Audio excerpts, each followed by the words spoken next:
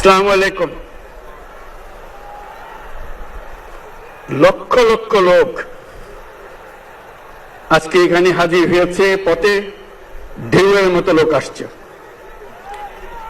সারা বাংলাদেশ জুড়ে কোটি কোটি মানুষ আজকে এই মুহূর্তের জন্য অপেক্ষা করছে। তারা তাকিয়ে আছে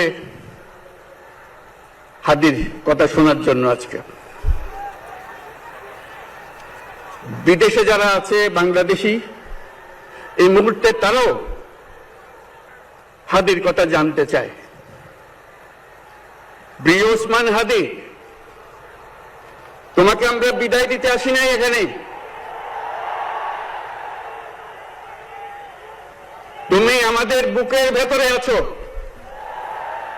এবং চিরদিন বাংলাদেশ যতদিন আছে তুমি সকল বাংলাদেশির বুকের মধ্যে থাকবে। এটা কেউ সরাতে পারবে না। আমরা আজকে তোমাকে প্রিয় হাদি বিদায় দিতে আসিনি। আমরা তোমার কাছে আমরা ওয়াদা করতে এসেছি। তুমি যা বলে গেছো সেটা যেন আমরা পূরণ করতে পারি, সেই ওয়াদা করার জন্য আমরা একত্র হয়েছি। সেই ওয়াদা শুধু আমরা নয়, পুরুষানুক্রমে বাংলাদেশের সব মানুষ পূরণ করবে। সেই ওয়াদা করার জন্যই আমরা তোমার কাছে আজকে এসেছি, সবাই মিলে যে যেখানে আছি।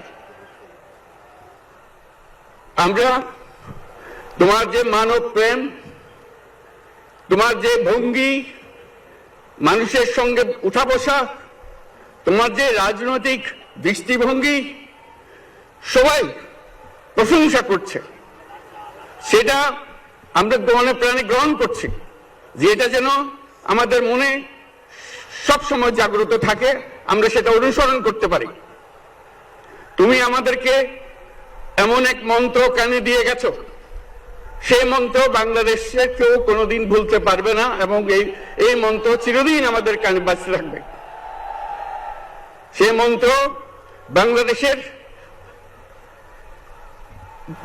বড় মন্ত্র হয়ে আমাদের জাতির সঙ্গে সংযুক্ত থাকবে। তোমার মন্ত্র ছিল চলো বলো বীর চির উন্নত মমশির। এই উন্নত মমশিরের যে মন্ত্র তুমি দিয়ে গেছো, সেটা বাংলাদেশি সন্তানের জন্মলগ্ন থেকে যতদিন সে বেঁচে থাকবে নিজের কাছে বলবে চল বলো বীর চির উন্নত মমশির। আমাদের শির কখনো নত হবে না। সেই মন্ত্র তুমি আমাদেরকে দিয়ে গেছো, আমাদের সব কাজে সেটা আমরা প্রমাণ করব। আমরা দুনিয়ার সামনে মাথা উঁচু করে চলবো, কারো কাছে মাথা নত করব না। সেই মন্ত্র তুমি আমাদেরকে দিয়ে গেছো, আমরা সেটা পূরণ করে যাব। প্রিয় হাদি, তুমি নির্বাচনে অংশগ্রহণ করতে চেয়েছিলে এবং সেই নির্বাচনে অংশগ্রহণ করতে গিয়ে নির্বাচন কিভাবে করতে হয় তারও একটা প্রক্রিয়া জানিয়ে গেছে আমাদেরকে। সেই প্রক্রিয়া যেন আমরা সবাই মিলে গ্রহণ করে, যে কিভাবে প্রচারণা কার্য চালাতে হয়, কিভাবে মানুষের কাছে যেতে হয়, কিভাবে মানুষকে কষ্ট না দিয়ে তার বক্তব্য প্রকাশ করতে হয়, কিভাবে বিনীতভাবে মানুষের কাছে আসতে হয়, সবকিছু তুমি শিক্ষা দিয়ে গেছো। আমরা এই শিক্ষা গ্রহণ করলাম, আমরা এই শিক্ষা চালু করতে চাই। আমরা সবাই আমাদের জীবনে আমাদের রাজনীতিকে এই পর্যায়ে নিয়ে আসতে চাই, যাতে হাদি আমাদের জীবনে স্পষ্টভাবে জাগ্রত থাকে। হাদি, তুমি হারিয়ে যাবে না। তুমি কোনোদিন কেউ তোমাকে ভুলতে পারবে না।